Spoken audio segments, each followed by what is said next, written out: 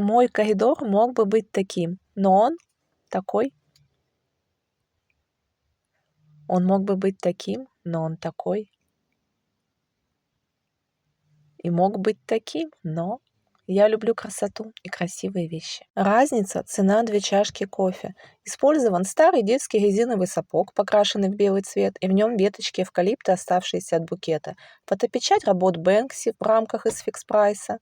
И просто какие-то старые рамки, покрашенные тоже в белый цвет. Немного декора преображают все пространство. Красота — это просто и недорого.